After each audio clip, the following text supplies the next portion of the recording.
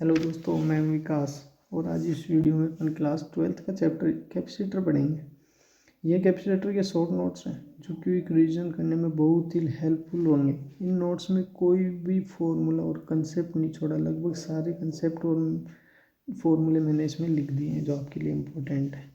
अगर आपको कैपेसिटर समझना है तो इस वीडियो को पूरी ज़रूर देखें, क्योंकि आप इस वीडियो को अगर स्किप कर देंगे तो जो मैंने लिख रखा है, जो मेरे हिसाब से आपको समझाया है, वो आपको समझने में दिक्कत होगी।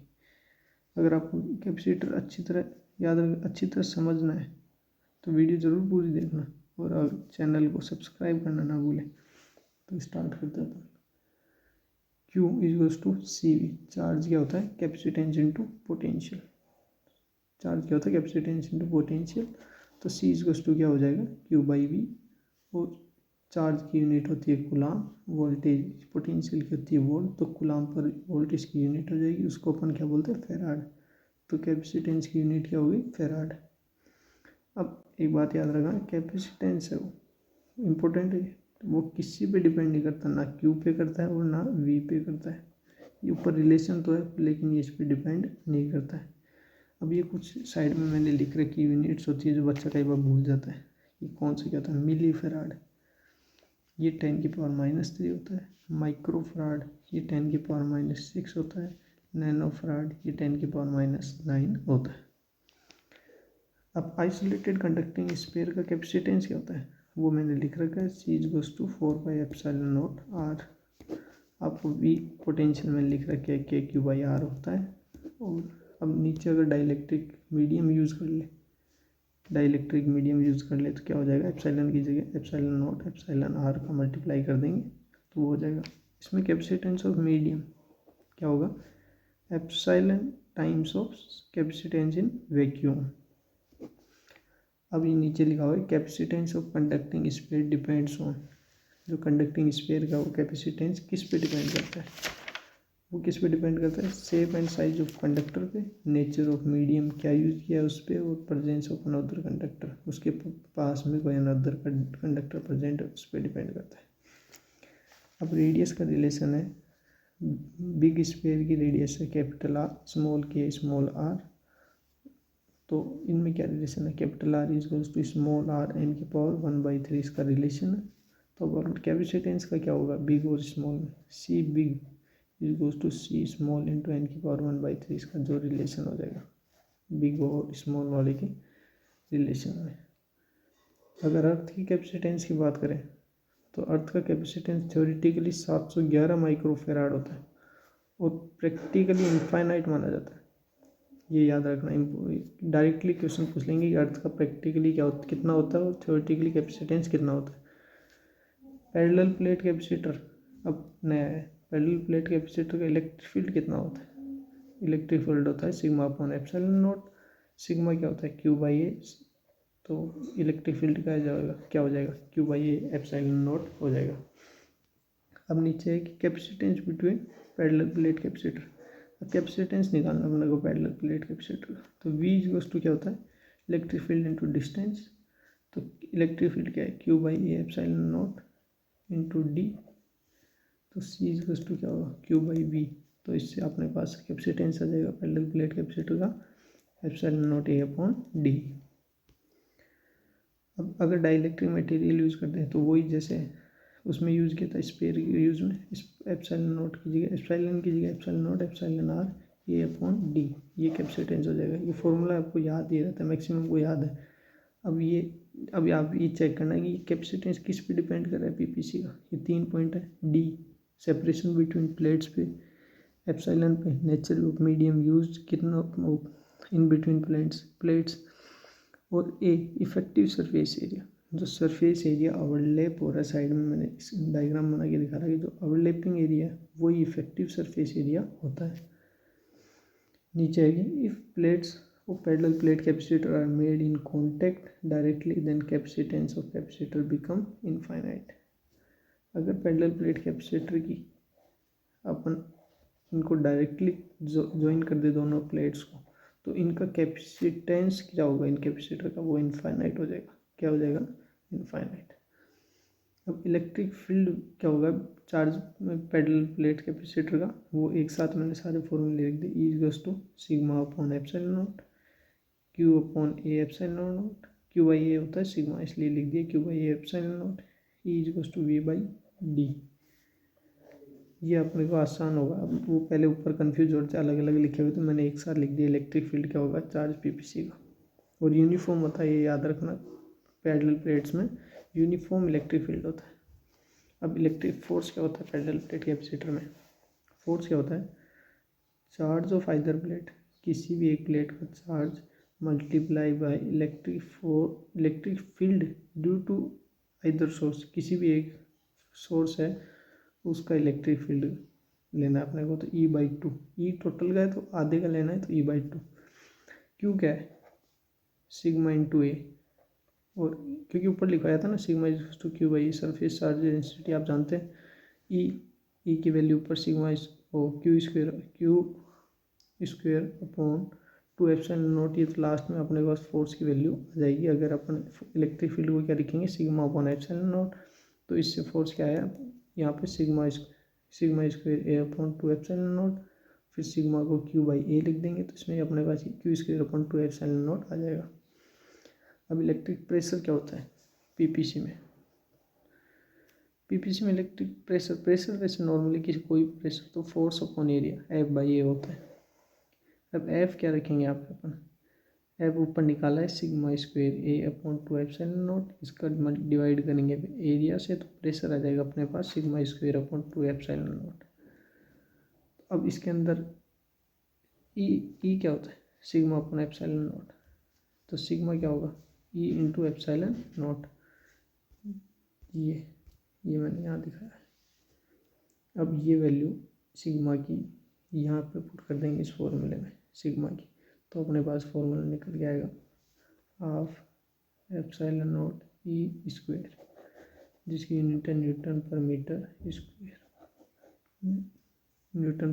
स्क्वायर।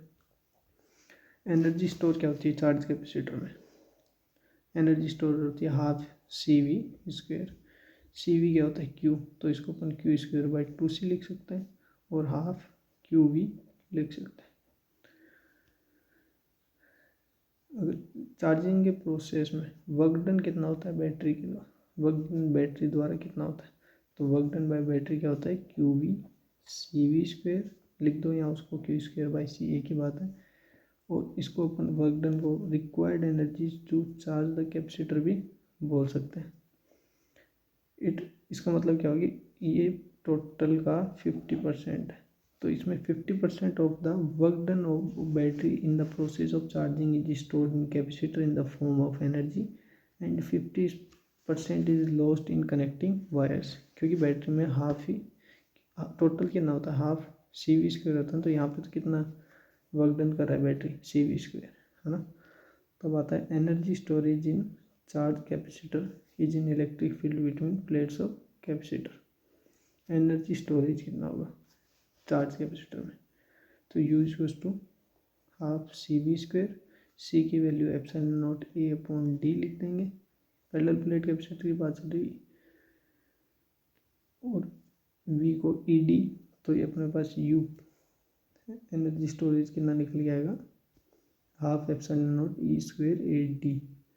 ये बहुत इंपॉर्टेंट है, सीधा कई बार 2-3 बार पूछ लिया नीट के अंदर, तो ये फॉर्मूला ये और ये दोनों फॉर्मूले। अब इसके अंदर U equals to half epsilon not E square A D, ये फॉर्मूला है, ये फुल है। और वर्क डन बाय बैटरी कितना होगा, फिर इसके अंदर work done by battery half होगा, तो epsilon not E square A D इसका वर्क डन हो जाएगा बैटरी के द्वारा। अब एनर्जी डेंसिटी क्या होता है, energy density store energy upon volume होता है, स्टोर्ड एनर्जी क्या होगी half epsilon not E square A D ऊपर था, और वॉल्यूम ए डी से डिवाइड करेंगे तो half epsilon not E square इसकी एनर्जी डेंसिटी आ जाएगी। ये यूनिफॉर्म और नॉन यूनिफॉर्म में दोनों में वैलिड होती है। अब नोट लिखा हुआ है when अनचार्ज conductor of sphere conducting sphere of radius capital R is charged with the charge of Q, then its electrostatic potential energy due to its charge distribution क्या होगा, चार्ज डिस्ट्रीब्यूशन से क्या होगा इसका यू सेल्फ, के Q square by 2r, ये direct याद रखना, सीधा पूछ लेंगे और क्वेश्चन इसमें फॉर्मूले में पुट करना और आंसर निकलेगा। के क्यू स्क्वायर बाई 2r तो अनचार्ज कंडक्टिंग का स्फीयर का, और यू सेल्फ 3/5 के क्यू स्क्वायर बाई r ये अनचार्ज नॉन कंडक्टिंग का है। इससे के की वैल्यू अपन ने पुट कर रखी है आगे, 1/4 पाई एप्सिलॉन नॉट होती है। अब charge redistribution continues to potential become equal. Charge distribution है, डिस्ट्रीब्यूशन होता है वो जब तक पोटेंशियल इक्वल नहीं हो जाता ना तब तक होता है वो। तो पहले का अगर C1 Q1 V1 है, दूसरे का C2 Q2 V2 है। आफ्टर चार्ज डिस्ट्रीब्यूशन C1 हो गया, Q1 डैश हो गया, और ये इधर और ये इधर, और V कॉमन, और इधर भी V कॉमन हो गया। इसमें एक ये कैसे सोल्व करते हैं चार्ज डिस्ट्रीब्यूशन की क्वेश्चन, इसमें कंजर्वेशन ऑफ चार्ज लगता है। याद रखना कंजर्वेशन ऑफ चार्ज, पहले का जो भी चार्ज है Q1 प्लस Q2 उसको इक्वल कर देना, फाइनल वाले चार्ज को इक्वल कर देना Q1 dash plus Q2 dash, जो आफ्टर चार्ज डिस्ट्रीब्यूशन के बाद आया चार्ज वो। तो इसके बाद में सीधा VCM अपने पास निकल के आ जाता है, VCM C1 V1 plus minus C2 V2 upon C1 plus C2। इसके अंदर प्लस माइनस है, ये कब यूज़ करना है, अगर सेम प्लेट से दोनों तो प्लस यूज़ करना है, लाइक प्लेट ज्वाइन हो रही है तो, अनलाइक प्लेट ज्वाइन हो रही है प्लस, अगर सेम प्लेट मतलब सेम पोटेंशियल वाली plus plus high potential, negative जब यूज़ करना है जब एक हाई पोटेंशियल एक लो पोटेंशियल, तब नेगेटिव यूज़ करना है अपने को। तो V कॉमन क्या हो जाएगा, C1 V1 plus minus C2 V2 upon C1 plus C2। ये सबको याद है, सब यूज़ करते हैं, ये तो बहुत ईजी है। स्फेरिकल कंडक्टर में केस में क्या होगा, कॉमन पोटेंशियल यहाँ पे C की जगह आ जाएगा R रेडियस, क्योंकि C क्या होता है, कैपेसिटेंस स्फेरिकल कंडक्टर का, ऊपर बताया था ना starting 4 pi epsilon not R, तो उसकी वैल्यू पुट करेंगे तो अपने पास फॉर्मूला निकल के आएगा VCM का R1 V1 plus minus R2 V2 upon R1 plus R2। R radius है स्फेयर की। अब नीचे after charge distribution, finally charge on capacitor और conductor is in ratio of their capacitance. Charge distribution के बाद जो कैपेसिटर है, जो उनके ऊपर कैपेसिटर चार्ज का रेशियो होता है, फाइनल चार्ज का रेशियो वो उनके कैपेसिटेंस के रेशियो में आता है। ये अपने पास निकल के आता है कि Q1 डेज फाइनल चार्ज आता है डिस्ट्रीब्यूशन के बाद, वो उसकी कैपेसिटेंस के रेशियो के इक्वल होता है। एनर्जी लॉस क्या होती है चार्ज डिस्ट्रीब्यूशन में, एनर्जी लॉस होती है half C1 C2 upon C1 plus C2 V1 minus V2 का होल स्क्वायर। C1 C2 आपको पता है कैपेसिटेंस है पहले का, C2 दूसरे का। अगर इसमें नीचे लिखा हुआ when unlike plates of capacitor are joined together then V2 is used negative. V2 है वो अपन नेगेटिव यूज़ करेंगे इसके अंदर, ये V2 है ना, ये V2 नेगेटिव यूज़ करेंगे किस केस में, जब अनलाइक प्लेट्स यूज़ हो ना तब उसको नेगेटिव यूज़ करेंगे। अब नीचे लिखा हुआ कि if V1 equals to V2 Q1 R1 equals to Q2 R2 equals to sigma 1 R2 equals to sigma 2 R2, तो इस केस के अंदर कोई भी चार्ज डिस्ट्रीब्यूशन नहीं होगा, कोई भी चार्ज डिस्ट्रीब्यूशन नहीं होगा। इसमें ये एक गलती है शायद, एक सेकंड रुकना, इसके अंदर ये है ना, ये Q1 R2 equals to Q2 R1 होगा, ये यहाँ पे ना, ये इसको ये चेंज कर लेना। और इसके अंदर इसकी अगर ये सारे इक्वल होंगे तो इसमें कोई भी चार्ज डिस्ट्रीब्यूशन नहीं होगा। इसमें लास्ट में किया है क्या, पोटेंशियल इक्वल किया है, तो एनर्जी लॉस यहाँ पे जीरो होगा इनमें। अब फ्रैक्शनल एनर्जी लॉस क्या होता है, delta U upon U initial कितना था equals to C2 upon C1 plus C2। ये क्वेश्चन कई बार पूछ लेते, फॉर्मूला भी डायरेक्ट आ जाता है। अगर इसमें आपको परसेंटेज में निकालना है तो इसे 100 से मल्टीप्लाई कर देना। Capacitor is charge and then battery is disconnected और by default charge of capacitor is considered constant. Capacitor अगर चार्ज है और बैटरी को हटा दिया तो उस केस में चार्ज को कांस्टेंट मानना अपने को, bye default charge is constant. अगर बैटरी कनेक्टेड है तो उसमें पोटेंशियल कांस्टेंट मानना है। पोटेंशियल कितना मानेंगे, जो पोटेंशियल डिफरेंस है ना बैटरी का, वो ही उसका पोटेंशियल मानेंगे उसका। अब ये नीचे एक एक्सप्रेशन है U1 upon U2 is to 2 epsilon R upon epsilon R square plus 1। ये आपको वैसे फॉर्मूले में मिल जाता है सीधा क्वेश्चन में, और ये आपने इसको डिराइव किया होगा। ये मैंने लिख दिया था कि ये याद रहे, कभी भी रिवाइज करें तो। अब आता है कॉम्बिनेशन ऑफ कैपेसिटर। कैपेसिटर की कॉम्बिनेशन में दो कॉम्बिनेशन है, एक तो सीरीज है, एक पैरेलल है। सीरीज में क्या होता है, अपने चार्ज कांस्टेंट होता है, कैपेसिटर के चार्ज सेम रहता है। चार्ज सेम रहेगा तो Q is Q one plus Q two plus Q three plus ऐसे ऐसे लिखते जाएंगे। तो उससे अपने पास निकल गया है 1/c equivalent is to 1/c1 plus 1/c2 plus 1/c3 so on. अगर C1 और C2 दो कैपेसिटर है, वो सीरीज के अंदर है यहाँ पे, तो अपन सीधा लिख देंगे C equivalent is to C1 C2/C1 plus C2। अगर आइडेंटिकल के n आइडेंटिकल कैपेसिटर है सीरीज के अंदर, तो C इक्विवेलेंट क्या हो जाएगा, C/n। डायरेक्ट n जितने भी हैं सीरीज में उनसे डिवाइड कर देंगे तो अपने पास C इक्विवेलेंट आ जाएगा।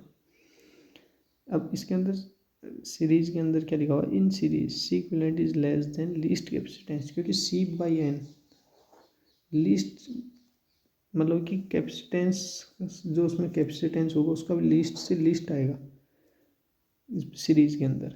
और इसके अंदर क्या था, ये मैंने यहाँ पे V equals to Q/C, Q same है, Q सेम है तो V direct inversely proportional to 1/c हो जाएगा। तो वोल्टेज पोटेंशियल का रेशियो क्या होगा, 1/c1 का रेशियो, 1/c2 का रेशियो और 1/c3 का रेशियो। ये सीधा यूज कर लेंगे अपने क्वेश्चन में। अब क्या है पैरेलल। पैरेलल में क्या होता है, पोटेंशियल सेम, पोटेंशियल सेम होगा तो C इक्विवेलेंट क्या होगा, C1 plus C2 plus C3। तो C इक्विवेलेंट अगर n कैपेसिटर है, same n number of capacitor है, वो सीधे पैरेलल में जुड़े हुए हैं। अगर सारे पैरेलल में जुड़े हुए हैं तो C इक्विवेलेंट क्या होगा, NC ये NC। इसमें C equivalent is greater than greatest capacitor. C equivalent उसमें लीस्ट देन लीस्ट कैपेसिटेंस आ रहा था, इसमें ग्रेटर देन ग्रेटेस्ट, बड़े सबसे बड़े वाले कैपेसिटेंस से भी बड़ा आएगा पैरेलल में C इक्विवेलेंट। इसमें चार्ज का रेशियो की कैपेसिटेंस की रेशियो के इक्वल हो जाता है। ये जीपी के लिए होता है, ज्योमेट्रिक प्रोग्रेशन के लिए, कि इनफाइनाइट टर्म का समेशन क्या होता है, A/R। A क्या है, फर्स्ट टर्म है, और 1/1 माइनस R। R क्या डिफरेंस बिटवीन टर्म्स, सक्सेसिव होता है ना, 1/1 1/2 1/4 1/8। ये जीपी है, तो इस जीपी के अंदर जो अपने पास समेशन निकालते हैं इनफाइनाइट टर्म्स का, तो वो A/1 माइनस R से निकालते हैं। सबका अलग अलग तरीका है, वो सब अपने हिसाब से निकाल लेते हैं। अगर आप C इक्विवेलेंट प्लेट्स ज्वाइन है, अगर उसका अपने को C इक्विवेलेंट निकालना है तो कैसे निकालेंगे, सब प्लेट्स को नंबरिंग दे देंगे, नंबरिंग दे के उनको अरेंज करेंगे। जो सेम पोटेंशियल वाले को एक साइड ले लेंगे, दूसरे पोटेंशियल वाले को एक साइड, और उसमें C इक्विवेलेंट निकाल लेंगे। कैपेसिटर के अंदर व्हीटस्टोन ब्रिज भी आता है, उसमें अपने को पता है C1/C2 टू C3/C4 कर देते हैं। ये कंडीशन आती है तो व्हीटस्टोन ब्रिज बैलेंस है, तो अपन उस केस में ब्रिज कैपेसिटर को रिमूव कर देते हैं। फिर अपने पास कोई भी क्वेश्चन पूछते हैं वो अपन निकाल लेते हैं। पैरेलल प्लेट कनेक्शन मेथड क्या होता है, give the numbering for each and every plates, collect the number of same potential, rearrange the plate between corresponding number and then calculate equivalent capacitance. Parallel plate capacitor में plates है, जो ये plates है, ये रखी जाती है।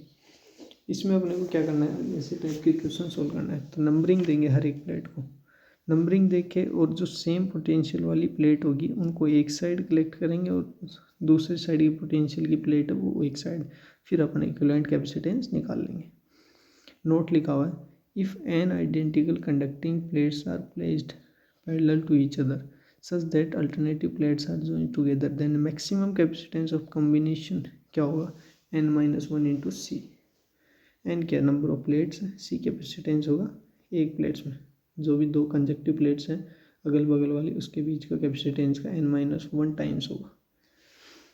ये कैसे, ये जैसे ऊपर ये डायग्राम लिखा हुआ ऊपर टॉप पे, अगर अल्टरनेट 1 3 5 एक साइड जुड़ी हुई है, ऐसे अल्टरनेट दूसरी साइड 2 4 ऐसे जुड़ी हुई है, तो उसका टोटल 5 प्लेट्स है, तो 4 5 माइनस 1 इंटू C कर देंगे तो 4C आंसर आ जाएगा। अब ये आता है कि डाइलेक्ट्रिक मटेरियल यूज़ कर लेते हैं कैपेसिटर में, तो उस केस में क्या इक्विवेलेंट कैपेसिटेंस क्या होगा।